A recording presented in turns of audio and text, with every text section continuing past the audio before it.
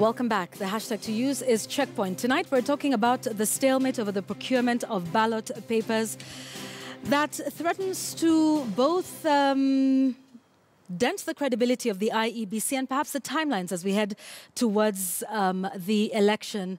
NASA says they're only looking out to make sure that this is a free and fair and credible process.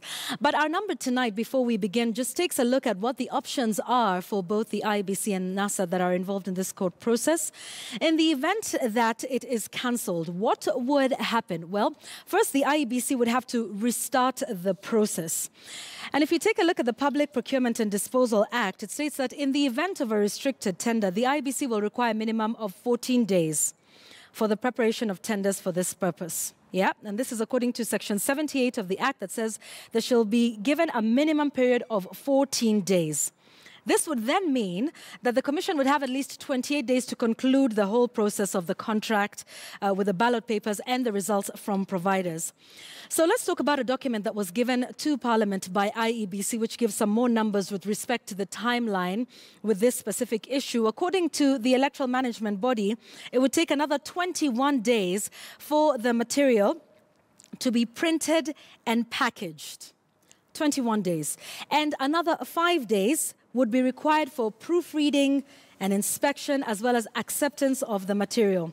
Airlifting of the more than 120 million ballot papers would require another 7 days. This is all according to the IEBC, and that once they get here, they would spend another 5 days through customs duty clearance. Now, remember that the printing of that has begun today, which is just 43 days to the election. So those are just some numbers to think about with respect to this. And my guest, Senator Murkomen and Senator Mutula Jr. join me this evening to speak about that. So Senator Mutula Jr., let's start with you then with regard to not just this issue of the ballot printing, but, you know, we saw quite a landmark ruling from the Court of Appeal. So your reflections on these events in the courts of law, yes, and where we are now with 43 days to the election. First, to say that the pronouncement by the court on this matter puts an end to a lot of the politics that was going on about what this was about. But more importantly, to state that the Court of Appeal was very, very clear as to the process in the presidential elections. Even the problem we have had throughout has always been the presidential elections, not the others, all this push and pull. But on my part, and Senator Murkomen can confirm, we sat in the Joint Select Committee and revised the law, particularly on elections, not the Constitution, because the Constitution is very clear that elections on presidential elections will be held at constituencies. But we revised the election laws so that we could have this process done properly. How it ended up being so cantankerous is something that I don't understand. But if you allow me, I want to read just one paragraph of the judgment. At page 86, this is what they said, because many people have made pronouncements, but this is what the court has said about this process and about Chebukati and his team. We reiterate as we conclude that there is no doubt from the architecture of the laws. We have considered that the people of Kenya did not intend to vest or concentrate such sweeping or boundless powers in one individual, the chairperson of the appellant. The responsibility of the appellant is to deliver a credible and acceptable election in accordance with the Constitution is so grave and so awesome that it must approach and execute it with absolute fealty, probity, and integrity. The appellant must in all dealings be truly above suspicion and command respect of the people of Kenya for whom it acts.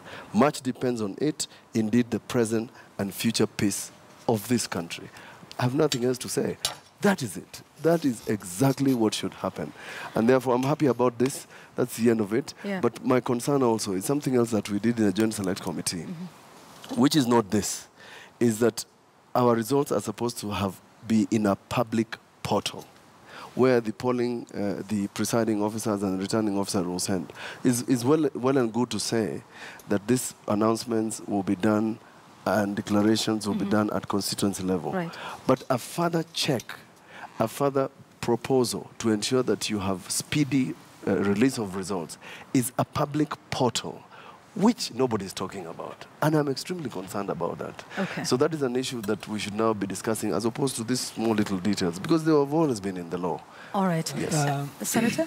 Well, I think before we come to your, I think Senator Mutula Kilonzo went to the decision of the Court of Appeal before coming to the printing, so that we become clear on what we are discussing. The question you asked about was about printing. Yeah. And I want to react to what he has said. First of all, I sat with Senator Mutula Kilonzo Jr. in the committee of joint committee of led by Orengo and Kiraitu that discussed this matter, and I am happy that the Court of Appeal agreed entirely with everything that we said, including citing. I have had also the occasion to read all the 86 pages of the judgment, and they cited extensively our recommendations in the committee.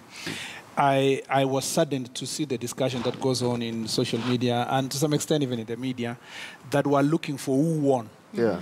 In reality, we have become a country of absolutes, where every decision that comes, everybody wants to say that he or she has won or who has lost. And the reason why this country elections are too competitive and really leads to almost a position of violence is that winning and losing is absolute. My argument is that in this decision, nobody won and no one lost. In fact, we were all winners. IEBC won because they have now clarity as to what we meant in the committee, in the legislation we put in place, and what the Constitution means in terms of results.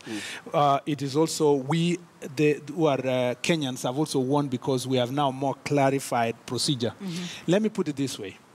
What the Court of Appeal said was that the results announced in polling station, forget about returning officer and constituency, the results announced in polling station are final. If you read the whole judgment, even into its conclusion, it's saying that the most important institution in elections in this country is the polling station. Yes. The investment we must all of us put is on the polling station, because the results that are announced in polling station, the only thing that the returning officer and the constituency level can do is to collect and count them. Okay. And that there is, and what Mutula Kilonzo Jr. is reading about why they talked about there was no sweeping powers for the chairman, the context was that you cannot, the chairman at the national level cannot purport to have a greater clarity to tally results that were already tallied in 290 constituencies that were from 40,000 polling stations and abrogate himself that power. And that the definition of the commission includes a polling clerk. And that the responsibility of IEBC to ensure that the elections are credible is not the responsibility to those who are only commissioners. It is to the extent that when you hire even a polling clerk, he must appreciate that the responsibility vested upon that person is huge. And I want to warn them, and Mutula Kilonzo can confirm me. One of the legislation that we passed in the Election Offences Act, was for personal it is extremely punitive for any person to try to tamper with anything in the elections, even in a polling station. And I'm saying this because most of the people who are going to be presiding officers are likely to be teachers and professionals that are operating hired by IBC in that area. The law says you will be barred from holding public office for more than 10 years, including being prosecuted, including, again, also fines. So I want to say that the clarification that the judges are provided for here should be used as training manual for every person who's going to work for IBC, because the responsibility that is in a polling station clerk is no less than the one that is in the chair of the commission. All right. And so I think these are the general things. So those of you who have been celebrating, and unfortunately, including my friends who are in NASA, and it doesn't include Mutula because we were with him in the committee, but I've seen most of them celebrating that, oh, we've now won the elections. I want to dissuade them from that misguided notion and tell them that what the courts have done is to just clarify the law. IBC now has responsibility. The fear that many Kenyans have is that, the integrity of those who are running elections at a law level and the weight of responsibility on them must be matched. And therefore, just warn everybody that already the courts have said there's no problem with that. Okay. The election petition as a court of law will Senator, before we go to the ballot paper issue, the Cabinet Secretary for Devolution, Mwangi Kiunjuri, is on record as saying they disagree, which is different from what you are saying here in terms of clarifying what the judgment said. What is the position within Jubilee? Is there divergence with respect to this court ruling from the Court of Appeal? First of all, we were not litigants. Jubilee was not part and parcel. Neither did we enjoin ourselves in the process. It actually NASA which enjoined themselves at the appeal level. These were Kenyans, patriotic Kenyans who went to High Court to seek for clarification, and it's provided by the Constitution that anyone can do it. I can excuse CS Kiunjuri by holding a different opinion for me, but you see I have the benefit of being a lawyer and also being a legislator who sat in that committee. So I have a better appreciation of the issue, and maybe once he reads and rereads those sections, he will appreciate what was being said, and it's nothing new. So it wasn't the party position, was it? No, I mean, there's nowhere the party has sat down. If there was a party position, the party leader would have made an announcement, or a secretary general of a party. Okay. And I think he is entitled to that opinion. By the way, let me just clarify this. What Mutula Kilonzo said is correct. We have said that the results from polling station must go straight to a public portal, so that the results come to the center. Yeah. In future, God willing, if we continue improving on technology, we will not need constituency returning officer. No. What will happen is that results will just be leaving polling station to the center. Okay. So you will not need these tallying processes, and automatically we will only have perhaps one returning officer at the national level collating all the results. Okay. So I want to allege any fears that anybody might have been having that maybe, this is what this is. In 2013, the law was as it is, but the commission didn't have to use it. They never had to correct any results, because the results, as they were, they received as I'd like us to move forward to the ballot paper printing process. This matter is now going to be heard this week on Tuesday. But I just want to ask the fundamental issues. I think that's already in the public domain. But even as we move the conversation forward, has NASA taken a look at what the possible outcomes could be? For example, if the court finds no fault with this process, what are NASA's options then? See, that is why you've gone to court. And I want to say this because initially there's been this notion that NASA has filed so many cases. That in itself is an expression of confidence in the judiciary. Number two, there's, for those who have been around since 2013 will know that the nominations in the 2013 election were done 45 days to elections. And there were disputes going all the way, possibly even 30 days into the general elections, and even much longer. So therefore, the timelines now is 43 days to elections. So the question about how this matter was procured, and we must warn ourselves because this matter is in court, we cannot discuss the merits in detail. The fact of the matter is that NASA has put their actions, their words into actions. The allegations have now gone to court. There are judges who are going to hear them. Any person, including the companies and IEBC, will have to respond. Will have to respond and say, why did you favor this company? Why did you do this? It's a question of making sure that this is open. And let me say this, just as a general statement. Senator Murkomen and I, when we sat in this Joint Select Committee, envisioned a commission that would be a little more open than these fellows. And we just want to advise them again now, because they're still in office for another 6 years, that they should be a little open about everything they do. Means that as opposed to being generally knee-jerk and reactionary to statements by politicians, that everything they do, they must know that they will be contested. Whether it's a comma, whether it's a full stop, it will be contested. So to avoid these matters being playing out in the public domain, they should build more credibility in the institution. Is that the reason that NASA has gone to court so many times? Do you not feel like the IEBC is being proactive and open about all the procedures? Let me give you an example of the audit. When they gave out the tender on the audit, they never communicated. They were supposed to communicate. They were supposed to say, we have chosen this company for whatever sake because of 1, 2, 3, 4. We have given them a TOR. In fact, by the way, at some point, we argued for a long time in the committee whether we should put the TOR of this audit in the law. But we said this is a matter that the Commission can do. But we expect that they would disclose. Yvonne, you and I are sitting here and we do not know what the recommendations of that audit are. What exactly are they supposed to do 2 weeks after the release? This is what I'm talking about.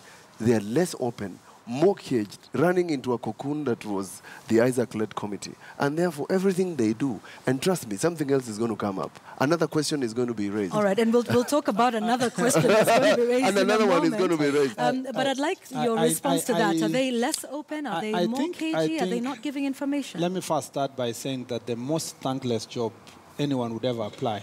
And I am really, I am surprised. We used to discuss this in the committee, that anyone would really want to do that job. The first place, the operating environment that IEBC has is not really, they don't enjoy the independence that they talk about, because really they are in constant pressure to do things in a particular way to please this political entity. If they do something which Jubilee thinks that it's not good for them, they will be bashed. If they do something that court, and really the balance that we must look for Kenyans is the day that we will have independent institutions to do their things independently. Number two, I have no problem with NASA going to court. In fact, they are just helping to clarify, provisions of law and to advance our democracy going forward. But I have a problem where you go to court, but at the same time threatening the institution, already saying certain things, raising doubts about the credibility of that institution, including things of saying that, they have gone, Chebukati has gone to bed with Jubilee, this has done this. If you can see from our Jubilee side, we have tried to restrain ourselves completely from trying to use IBC as an institution that we try to win their favor or to try to bash them. Not because we don't know that that is political gimmick that NASA is trying to do. If NASA really wanted the law to be clarified, they should do the way these litigants went to court. In fact, I was surprised when NASA leaders said, if IEBC appeal this law, we will know that they are working with Jubilee. How was it a Jubilee issue? So I think although NASA, although IEBC, as Mutula said, is struggling to cope with the many requirements of the law, I think they are doing their best. Unfortunately, though, they are operating under a very, very a convoluted political environment that is not being inspired. Unfortunately, our friends in NASA have not accepted to give these people a break.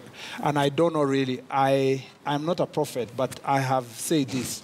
I feel for those who are working in that commission, the same way we removed the Isaac Hassan, we will go through the same process. And it's unfortunate because once we open the floodgates of saying that Isaac Hassan committee should just leave, whether the constitution allows or not, they must leave, we will still do that in future. Because we are a country that is full of suspicion. Senator? Not at all. And that's why we went to great lengths. And Murkomen can confirm this, that we even sort of distinguished their roles, that of the Secretariat and the Commission, who does the procurement, who does the strategy. We tried to actually improve the Commission and went a step further to even make provisions for them to consult stakeholders, city stakeholders. This thing about freedom of information, sharing information, it looks like so mundane, but it's something people don't like doing in the public sector. And it's something that they should actually start doing. Walk Kenyans, not the politicians. Politicians are a small section of the 45 million Kenyans. So walk Kenyans through the process. But I just wanted to add something about the printing, that we in Jubilee have no problem who prints the ballot papers. We have no obsession with the look and the image of the ballot paper. What we are more concerned in Jubilee, and we have said this publicly, is that once those papers have been printed, the person who takes responsibility as to whether the papers have been printed is IBC. Once they arrive at the polling station, we want, for us, it doesn't matter the shape of the paper, the color of the paper, we want to ensure that the person who will vote will be the person who has a right to vote. Let me tell you, in Uganda, in some polling stations, they used to vote using papers. You just come with a full scalp and they give to people the right, and because it's put in a transparent ballot box there, and people are watching, it's under a tree, then everybody sees, you count in the evening, and the results are final. For us, what is extremely most important for us is to ensure that the right Kenyan is the only one who will vote, and the only results that are going to be announced, no less, no more. All right, but NASA is contending that this is, a credibility issue as to how it was, this deal was procured, and without going into the specific merits of the case. But are you saying that if Al Ghurair then, prints the ballot papers, particularly for the presidential election, we know they're yet to start, that this election will be less credible based on how the tender was awarded? Because you are making some serious allegations against the Jubilee Party leader. Yes, let me say this. I've just read a paragraph for you about IEBC and about the commission. It should be above suspicion. It's like Caesar's wife. I've said this before. There are all these convoluted facts about who met who and where. The facts are already in the case that so-and-so met at a company. So-and-so made the other. It's already an allegation that has already been put there. It's no longer political. And how serious for you is this allegation? Does that it's a serious issue. Talk about the legitimacy of the election? What is the fear? Let me tell you. The question is, what is the fear? I want to hear from Mutula Kilonzo. What is his fear? All right, Mutula? It's not the fear. It's the suspicion. What is the suspicion? The suspicion is the father of all these things.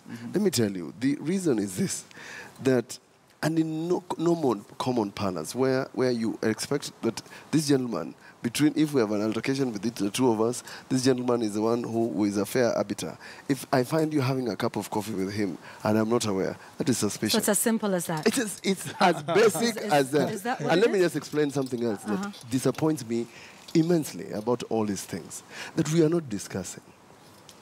We are printing ballot papers in Dubai. Why is it that we have to print our papers in Dubai? We print our currency in Kenya, which is everything, money bags and all these things. I mean, in Ruaraka. But ballot papers, we have to ship them. I'm surprised. I'm actually surprised that you read something here that says it will take 7 days to fly. Which plane is that that is going to go use 7 days to get to Kenya? Some of these facts are wrong. If you took a flight, any flight, anywhere in the world, you'll be in Nairobi within Dubai 8 hours. Is 5 hours. Dubai is 5 hours. London is 8 hours. Where are these people coming from? Unless you're using the same ship that came with the maize. I just wanted to... really, Senator Mutula Kilonzo is speaking on both sides of the mouth. Initially, he has told you about a very important process that we passed on how the ballot will be processed, elections will be done. Yes. It does not matter if they bring 1 million ballot papers or more. I'm saying 1 billion or more. What is very important is that when the ballot papers arrive at a place called a polling station, it should only be, if the Murkomen is supposed to vote, it should only be Murkomen having been identified using biometrics, given the ballot paper. Because shouldn't the manner in which the tender was awarded raise certain concerns for the election? The manner in which the tender was awarded is important in understanding whether Kenyans are getting value for their money. For me, that is okay. But for purpose of integrity of the elections, any ballot paper that has been provided for at the polling station, and we're using it to vote, what I care most, and this should be really transmitted by people who are intelligent, that what is important is the person who came to the polling station, is biometrics correct? Yes. Is the agent of the presidential leaders are there? They are. So when the allegation of improper conduct or meeting between that company and one of the key players in the election is not an issue for Jubilee? It's not an issue for us. We even said, if you give Spectre or any farm that is owned by Raila Odinga to print, we will not have a problem. At the end of the day, bring the ballot paper to the polling station, make sure that the person who's going to tick that ballot paper is the right person. That's all for us. Let me ask the question. We're not worried about who printed. And by the way, I tweeted this about 2 weeks ago. Question. Let me just, before I ask the question, I tweeted this 2 weeks ago, and I said, if we're a country that trusts ourselves, and I agree with what Mutula is saying, we would have allowed IEBC to have a printing farm in Nairobi. That is lots of money. How many youth would it have employed for them to package the papers, to do all that? But do you think the trust is there? Election. The problem with us is that as Kenyans, we don't trust each other. It is not where the papers are being printed. So it's not who is printing them. So reverse question. Now he has answered himself. Yeah, it's he has asked himself the question. It's the question that we don't trust ourselves, but it's not the credibility of the elections. Trust. That is what we I don't trust ourselves, whatever the case. But isn't it an issue also, now, Senator? If Kenyans ordinarily met Mutula with me drinking tea in Makweni, they would rightly tell Mutula, you are a Jubilee trust person. is a big issue. And wouldn't that then be at the heart of an election? Because it must be that you trust that it was well-meaning and the process was followed to the letter that then legitimizes the outcome of the election. For us, we are not bothered. If tomorrow the court wakes up and says, okay, this farm cannot print, let the other farm print, we have no problem. Okay, so my reverse question. He has avoided it. He asked the question. Let me wait for the question. One moment, Senator. Is if this was the reverse and that there was a question about a meeting between the owners of Al Ghurair and Raila Odinga, or Ekuru Aukot, or Professor Michael Wainaina, or any of the other presidential candidates, and in this case, if that person was an incumbent, would that not be an issue for Jubilee? Not at all. Not at all. Not at all. Because, and I'm speaking as a lawyer, and I'm speaking as a candidate also, the credibility of an election is not the type of the paper and who printed it. That one goes into whether Kenyans got value for money, whether the procurement process was correct to the extent that you gave to the lowest bidder and so forth.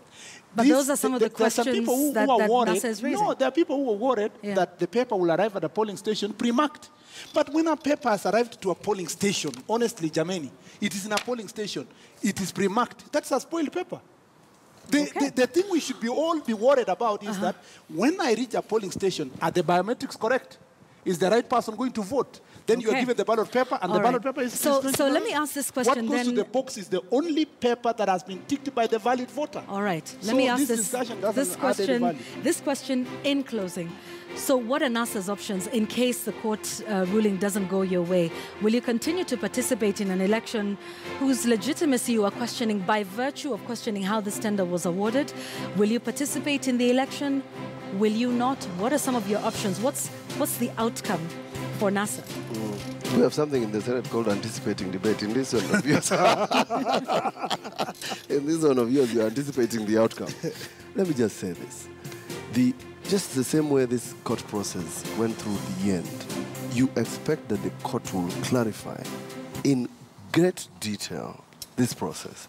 So, since court, just like in this case, went to court and accepted the process and accepted the outcome, we are going to abide with the outcome. Secondly, to all those who think and assume that we want to buy one more day to 9th of August or 10th of August, I want to put all those fears to rest, that there is no intention whatsoever of not having an election on the day that it is appointed. All right, let me talk very quickly before we close. The question I just want to ask Mutola also. Yeah, ask. Do you believe, like I believe, that the Constitution as it is, there is no instrument of extending these elections unless there is war and the ones provided for by the Constitution itself?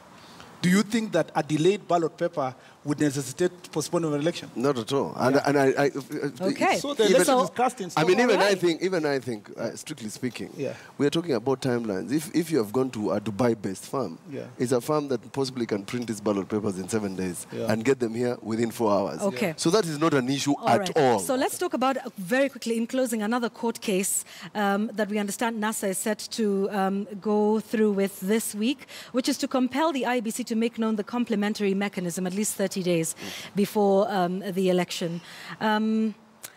So talk to us about that. We argued at length until midnight on a certain day in January, when we should have been on holiday, about this complementary mechanism. It really bothers me. That section is called the famous Section 44A. Now, that complementary mechanism, our argument is that it has no place in the section itself, 1. 2, there is no provision. 3, there is no regulation. IBC, and maybe Murkomen knows, has already published regulations on this, the electronic system that we passed. It does not make a provision for the complementary system. So here we go again with this debate now of a complementary so you have a problem. Yeah. Now, the argument then initially about the technology was, what will happen if Murkomen, and somebody argued at length, Senator Kembe Gitura argued at length, that because some of his constituents are quarry workers, their fingerprints have disappeared. So what would happen if your fingerprint has disappeared? The regulations already provide for it. But the complementary mechanism that is supposed to be catering for what happens when you get into the polling station. And you don't find your What happens when you cannot transmit results? Okay. That is not in place. There are no regulations on the complementary mechanism. And that is what we argued at great length. Yes. And Senator, could this go back to what Senator Mutula was saying about openness by the electoral management body? No, it's not about them. I mean, and I have no problem with them going to court to seek clarification. Yeah. Because, you know, like the judge said in this judgment, is that most of the statements that are provided for in our constitution and even our acts of parliament are policy statements that sometimes will require that clarification in detail. My position on what is complementary, for example, if the transmission is electronic and you have the hard copy paper in the polling station, if there was a failure in the transmission of that electronic results from polling station called Kakimiti polling station in my village to Nairobi, and it failed, the results by the presiding officer in that place, which is the hard copy, should be the one being transmitted physically to the commission, in my own opinion. But the courts will give many other ways of that complementary. What you're simply saying. But what you're saying is you want that spelled out in great detail. Yeah. That's what I'm saying. So on that, you both agree? We both agree. And I also don't think it's a matter that will lead to in any way delay of elections. Something that will be it's not a cantankerous process. It's like but I want to warn the country this way. Here we go. That we want to request our friends from NASA to appreciate that when we are building institutions, we must accept them to be as independent as they are. Even when we have our own issues about them, we must be as civilized as Mutula was trying to be here, not in the manner in which we see them out there. That's a compliment to me. Okay, well, yes, and you can both have some time where you can compliment each other a little bit after the show. The music is up, which means our time is out. One question, yes or no. Senator Mutula, do you believe that the IEBC can conduct a fair, credible process 43 days from today? Oh, yes, I believe. And that they have the will and the intention to do so? They have no option, actually. That's what I should say. I believe. Senator? Okay, all right. So that's a good place to end our conversation. Even as we look forward to what happens in the course of the week. Of course, manifestos is the next thing on the big political calendar that happens. We'll be covering that for you as we have continuous conversations about IEBC and the preps, the road to the election that's just 43 days away. You're watching Checkpoint. We're taking a break. We'll be right back.